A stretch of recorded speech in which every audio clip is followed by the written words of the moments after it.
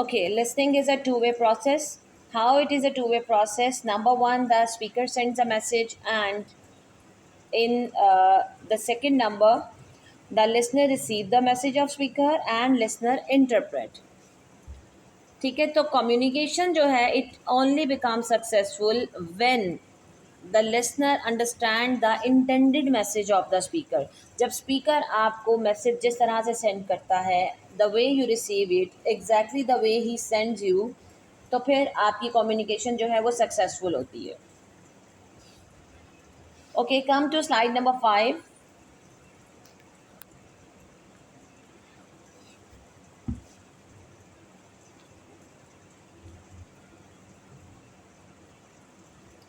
Okay, in slide number 5, we have studied the importance of listening skills. What is the importance? As you know, we use listening skills in our everyday life. So, the importance is that it improves your communication and it builds the strong relationship of your with others. It enhances your learning. It helps you in problem solving. As you know, in daily life, on daily basis you people face different kind of problems. तो आपकी problem solving में, आपकी problems को deal करने में ये आपको बहुत ज़्यादा हेल्प करता है. It increases your work place efficiency. आपके वर्क प्लेस पर अगर आप इंस्ट्रक्शंस को अच्छी तरह से सुनते हो तो ये उसकी एफिशिएंसी को इंक्रीज करता है.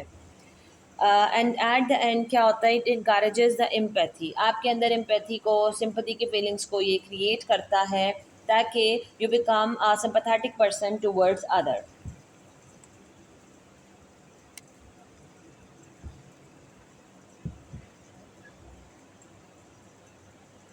ठीक है, now come to slide number 6. Okay, in slide number 6, we have studied some type of listening. Number one type is active listening. As you know, when you have full attention, you actively listen the instructions of the other person. It becomes your active listening.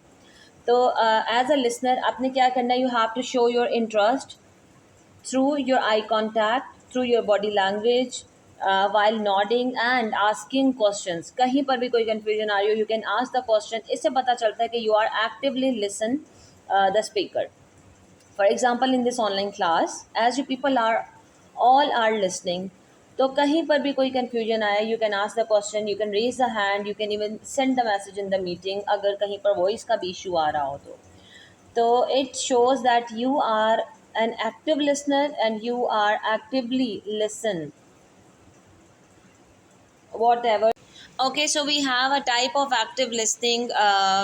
We have example of active listening is that a student is carefully listen to a teacher and he is taking notes. That means he is actively participating in the classroom. He is actively listening the lecture.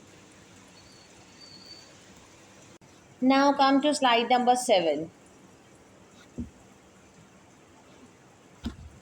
Okay, in slide number 7, we have another type that of passive listening. Okay, this is the opposite of active listening. Active में हमने देखा कि the listener is actively participating in the listening process, but in passive listening, it is totally opposite.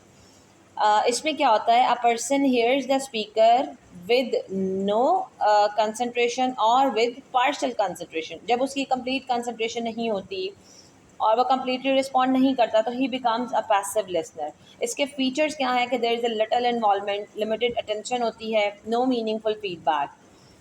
And you have example listening to a background music while studying. ऐसा होता है कि some students when they are studying या when they are solving the any kind of mathematical problem, what they do, they listen the background music. किसी किस्म का light सा music song वो प्ले करते हैं और साथ में सुनते हैं and they do the work. तो इस तरह से जो है आपकी लिसनिंग वो पैसिव लिसनिंग बनती है, क्योंकि आपका काम जो हो रहा होता है आपका मेन फोकस उस पर होता है और जो जिसके ऊपर आपकी अटेंशन लिमिटेड होती है ना, तो it becomes your passive listening. Now come to the critical listening. We have another type that is critical listening. In critical listening what you do, यहाँ पर you people analyse and evaluate the message before accepting it as a true. इससे पहले कि आप किसी की बात को एक्सेप्ट करें कि ये ट्रू है, 100% एक्यूरेट है, आपने क्या करना है कि सबसे पहले उसकी बात को एनालाइज करना है एंड इवेलुएट कि उसने जो बात आपसे की है वो ठीक है या नहीं। इसके फीचर्स हैं आपके पास द लॉजिकल थिंकिंग, आपने लॉजिकली थिंक करना है, and judging the facts and opinion, आपने फैक्ट्स को और ओपिनियन को जज करना है कि क्या बात आपसे कही जा रही है। एंड देन डिटेक्टिंग बाइस और एरर्स, अगर किसी किस्म का कोई एरर आ जाता है तो आपने उसको डिटेक्ट करना है। सी एनी काइंड ऑफ बाइस या बाइस स्टेटमेंट कोई वहाँ पर पाई जाती है जिससे आपको पता चले कि जो स्पीकर है वो किसी के साथ बाइस है, किसी के अगेंस्ट है या किसी के फेवर में है। तो किस तरह की उसने स्टेटमेंट दी में, you have to check. Example है इसकी कि listening to a political debate and evaluating the arguments. आपको पता है डिबेट्स होती हैं जो पॉलिटिकल डिबेट्स, वहाँ पर there are so many parties. अब एक पार्टी अपनी फेवर में बहुत कुछ कह रही है और दूसरे के अगेंस्ट वो बहुत कुछ कह रही है, तो यू हैव टू जज कि वो अपने अपनी फेवर में जो स्टेटमेंट दे रही है वेदर इट इज़ राइट और रॉन्ग, और वो जो दूसरे के लिए बात कह रही है वो भी ठीक है या गलत है। तो this becomes your critical listening. Now come to empathetic listening. इस टाइप में अब आपको नेम से पता चल रहा है कि when you have sympathy and feelings toward others, तो आपकी एम्पैथेटिक लिसनिंग बनती है। इसके फीचर्स हैं compassion, emotional understanding and patience. तो क्लास यहाँ पर एम्पैथेटिक लिसनिंग में क्या होता है, you see that one of your friend is upset, तो व्हाट यू डू, आप क्या करोगे, आप उसको सुनोगे, you give your time, even your personal time to that person, आप चूँकि वो आपका फ्रेंड है। तो ये जो लिसनिंग का प्रोसेस होता है ना, it becomes your empathetic listening. ठीक है, now come to another type of listening that is appreciative listening. अब अप्रिशिएटिव लिसनिंग में क्या होता है, यहाँ पर अब आपको नेम से पता चल रहा है, when you appreciate the other thing, the other person, तो ये आपकी अप्रिशिएटिव लिसनिंग बन जाती है। And it is done only for enjoyment. ठीक है, यहाँ पर आप क्रिटिसाइज नहीं किसी को करते हो, यू डू फन, एन्जॉयमेंट और प्लेजर। एग्जाम्पल्स हैं जी, लिसनिंग टू म्यूज़िक, किसी किस्म का आपने म्यूज़िक सुना एंड आपकी फ़न और इन्जॉयमेंट होगी। आपको पता है यहाँ पर करिकुलम सिलेबस से रिलेटेड कुछ भी नहीं है, कुछ भी आपको याद नहीं करना। फिर enjoying the poetry, hearing motivational speeches, तो इस तरह की चीज़ें जो है आपकी अप्रिशिएटिव लिसनिंग में आ जाती हैं। Now come to slide number 11। ठीक है, now we have process of listening. अब आपको पता है कि लिसनिंग का जो प्रोसेस है that is a detailed process. अब इस डिटेल्ड प्रोसेस में we have several stages. Stage number 1 हमारी आती है रिसीविंग। तो रिसीविंग के स्टेज में हम क्या करते हैं कि एज अ लिसनर आप क्या करते हो, you hear the sound and receive the message through the ears. आपने आवाज़ को सुना स्पीकर की और आपने उसके मैसेज को रिसीव किया। ठीक है, this is the process of receiving. अब वी हैव अनदर स्टेज जिसमें आपकी अंडरस्टैंडिंग होती है। तो अंडरस्टैंडिंग स्टेज में what you do, as a listener you interpret the meaning of words and sentences said by the speaker. जो speaker आपसे कह रहा है आप उसकी बातों को अंडरस्टैंड कर रहे हो।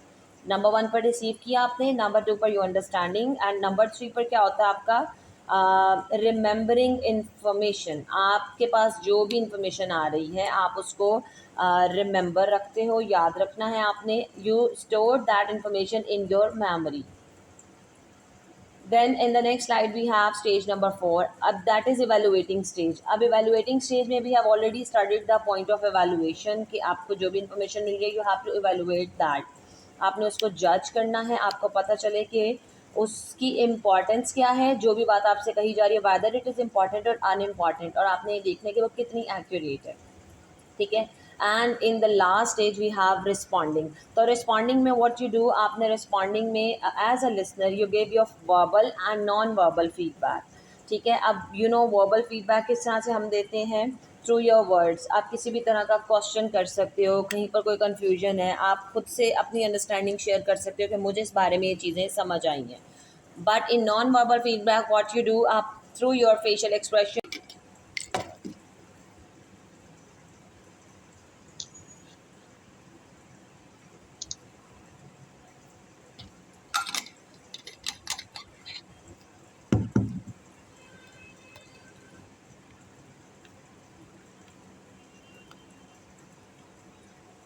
जी, this is slide number 13.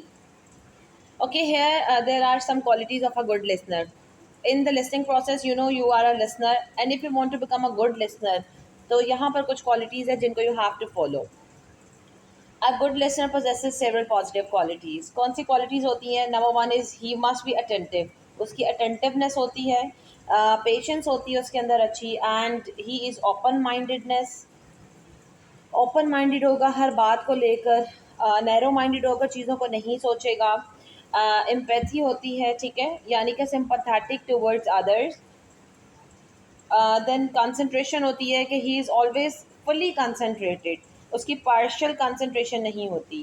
And in the last एक और क्वालिटी है उसकी, दैट इज़ कि वो ऑलवेज रिस्पॉन्सिवनेस होता है, रिस्पॉन्ड करता है चीज़ों को अच्छे तरीके से, इन a good way.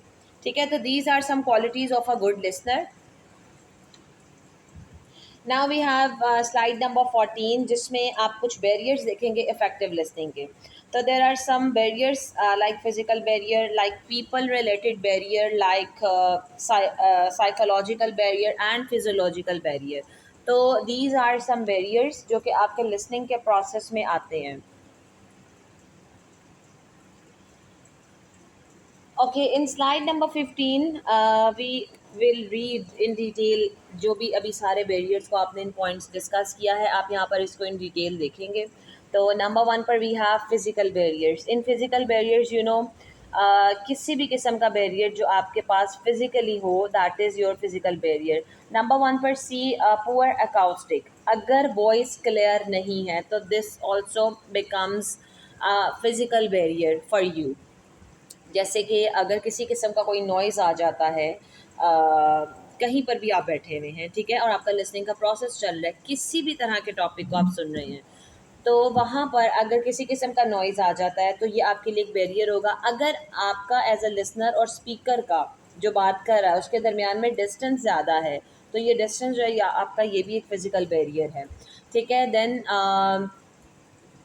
Detective mechanical devices, आपकी मैकेनिकल डिवाइस, फॉर एग्जांपल अगर आप कॉल पर हैं या आप ऑनलाइन मीटिंग पर हैं, यू आर यूजिंग हेडफोन और हैंड फ्रीज, आपकी अगर उसमें कोई प्रॉब्लम आ रही है, आपको वॉइस क्लियर नहीं है, तो क्या होगा, आपका लिसनिंग का प्रोसेस उससे भी डिस्टर्ब होगा। Then frequent type of interruptions, और बहुत सारी इंटरप्शंस आ जाती हैं आप। अच्छा, फिर आपकी फ्रीक्वेंट इंटरप्शंस को हमने देखा, और बहुत सारी इंटरप्शंस आती हैं जिसकी वजह से आपका जो लिसनिंग का प्रोसेस है वो डिस्टर्ब हो जाता है। आपकी अनकम्फर्टेबल सीटिंग अरेंजमेंट आती है, अगर आपकी सीट जो है प्रॉपर्ली अरेंज नहीं है, या जिस भी चेयर पर आप बैठे हुए हो दैट इज़ नॉट कंफर्टेबल, ख़राब है, कहीं से टूटी हुई है, तो आपकी सिटिंग ठीक नहीं होगी, दैट मीन्स उससे आगे आप मज़ीद कोई काम नहीं कर सकोगे, ठीक है। इसके अलावा अनकम्फर्टेबल इन्वायरमेंट, अगर आपका इन्वायरमेंट कंफर्टेबल नहीं है, फॉर एग्जांपल समर है और आपको फ़ैन और एयर कंडीशनर की ज़रूरत है, और अगर रूम में देयर इज़ फुल हॉटनेस, आपकी बहुत ज़्यादा रूम में गर्मी है, हीट बहुत ज़्यादा है, तो आपका जो लिसनिंग का प्रोसेस है वो डिस्टर्ब होगा, because you are not comfortably seated in the room, आप वहाँ पर ठीक तरह से बैठे नहीं हुए हो, एनवायरनमेंट ठीक नहीं है। For example in summer you people see के इलेक्ट्रिसिटी का लोड शेडिंग का इशू बहुत ज़्यादा हो जाता है, तो क्या होता है कि लिसनिंग के प्रोसेस में इफ़ यू आर ऑनलाइन किसी मीटिंग में हो आप, तो लाइट चले जाती है, एंड उसके उसके बाद क्या होता है कि अगर आपके पास उसका कोई बैकअप नहीं है, लाइट चले गई, फ़ैन ऑफ हो गया, तो आपका लिसनिंग का प्रोसेस जो है वहाँ पर डिस्टर्ब होगा। So these are the disruptions. इसके अलावा one thing more, that is your overloaded message, अगर आपको एक बात एक लिमिट में रख कर बताई जाए तो यू पीपल अंडरस्टैंड अच्छा क्या बात की है। अगर आपको for example as a student अगर आपको 4 दिन का लेक्चर एक ही दिन में दे दिया जाए, तो it becomes very difficult for you कि आप उसको एब्जॉर्ब कर सकें, तो आपके लिए बड़ा मुश्किल हो जाएगा, आपके लिए वो मैसेज ओवरलोडेड हो जाएगा, ठीक है। तो फिजिकल बैरियर की एग्जांपल है हमारे पास traffic noise during a conversation, कहीं कॉन्वर्सेशन आपकी चल रही है और वहाँ पर ट्रैफिक का नॉइज़ आ गया, तो ये आपकी एक फिजिकल बैरियर है। Okay, in the next slide see there is psychological barrier. अब इस साइकोलॉजिकल बैरियर में देखें, आपके स्ट्रेस एंगर आता है, उसमें किसी किस्म की एनजाइटी है, पर्सनल किसी टेंशन है आपकी, किसी किस्म की कोई पर्सनल वारीज़ हैं, ये सारी आपकी कंसंट्रेशन आपके अटेंशन को रिड्यूस कर देती हैं, ठीक है। आपके लैंग्वेज बैरियर्स आते हैं जिसमें डिफ़िकल्ट तरह की जो वोकेबलरी है, आपका एक्सेंट डिफरेंट होगा, अनफेमिलियर लैंग्वेज होगी। For example we are as a Pakistani, we speak Urdu, English and somehow Punjabi language.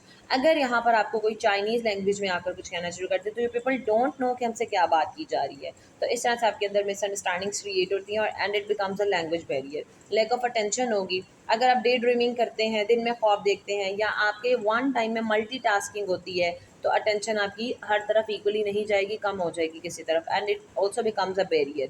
Then prejudice and bias, किसी किस्म के personal opinion related to the speaker जो आपसे बात कर रहा है, अगर आपके ओपिनियंस उससे डिफरेंट हैं तो फिर ये आपके लिए एक प्रॉब्लम हो जाएगी। This also becomes a barrier, क्योंकि आप लिसनर की बात को सुनेंगे नहीं, आप स्पीकर की बात को सुनेंगे नहीं, आप उसकी बात को इंपॉर्टेंस नहीं देंगे बिकॉज यू थिंक कि आपको जो पता है वो ज़्यादा अच्छा है।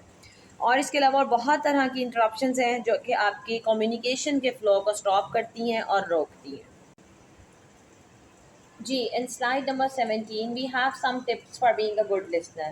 As a good listener, you have to follow, you have to adopt some tips. और वो क्या है कि नंबर वन पर गिव योर फुल अटेंशन। जब भी कोई स्पीकिंग का और लिसनिंग का प्रोसेस चल रहा है, सबसे पहले तो आपने अपनी अटेंशन फुल देनी है उस पर, ठीक है। Then make sure your mind is focused, आपके माइंड को फोकस्ड होना चाहिए वहाँ पर। Let the speaker finish before you begin to talk. अच्छा, हम टिप्स के ऊपर बात कर रहे थे कि देयर आर सम टिप्स। तो हमारे पास टिप नंबर 2 है कि make sure your mind is focused, आपका माइंड कंप्लीट फोकस्ड होना चाहिए। Let the speaker finish before you begin to talk, इससे पहले कि आप बोलना स्टार्ट करें, जो स्पीकर आपके साथ बात कर रहा है उसको अपनी बात को कंप्लीट कर लेने दें, ठीक है। Then listen to main ideas, आपने जितने भी मेन आइडियाज़ हैं उन सबको आपने सुनना है। Then ask question, if you have any question ask the in the end. Then in the end आपने क्या करना है कि गिव फीडबैक, आपने अपना फीडबैक भी देना है कि जो भी स्पीकर ने आपको बात की दैट वाज इंफॉर्मेटिव और नॉट, और वो किस तरह की बात थी, ठीक है। तो this is these are some tips for being a good listener. Now come to slide number 18। यहाँ पर आपने क्या करना है कि there are some techniques you have to follow when you want to improve your listening skills. So these are some techniques जिनको आप follow करेंगे तो आपकी जो लिसनिंग स्किल्स हैं वो बेहतर हो जाएंगी। नंबर 1 पर है that is maintain the eye contact. अब अगर आप आई कॉन्टैक्ट मेंटेन अपना रखेंगे तो it will show that you are taking interest in the process of listening.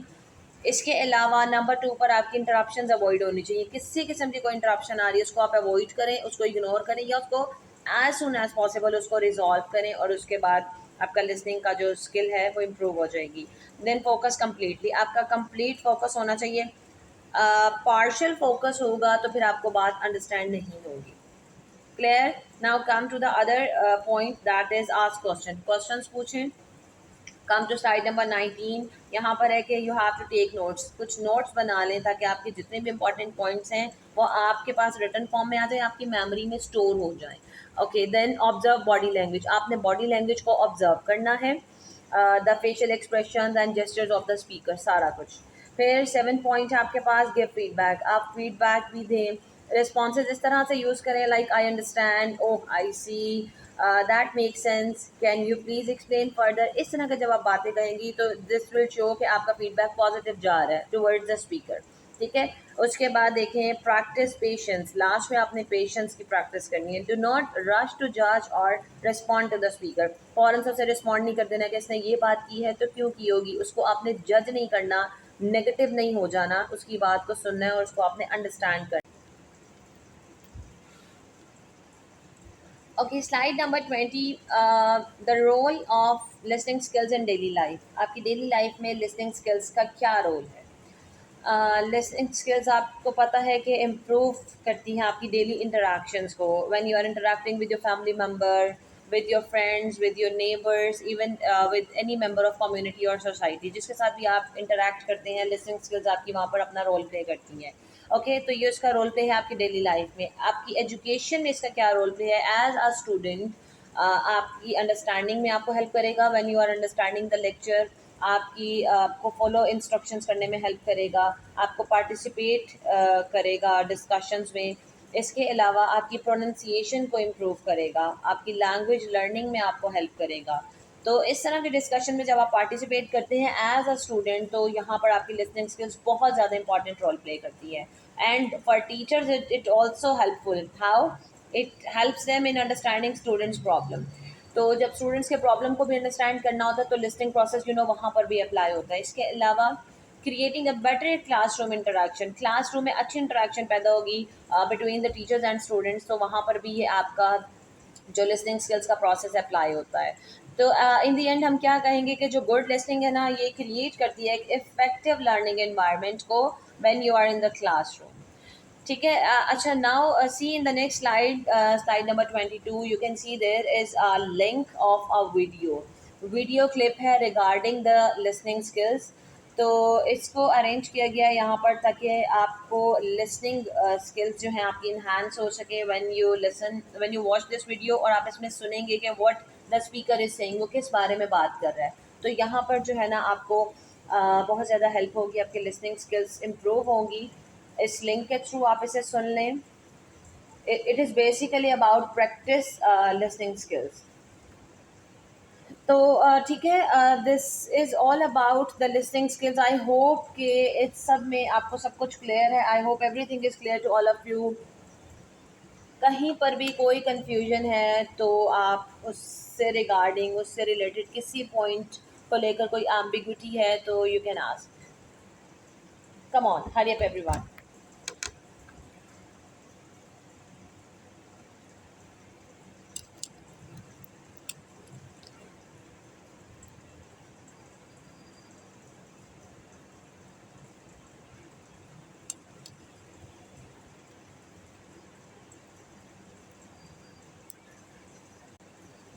चलें, I hope it is clear to all of you.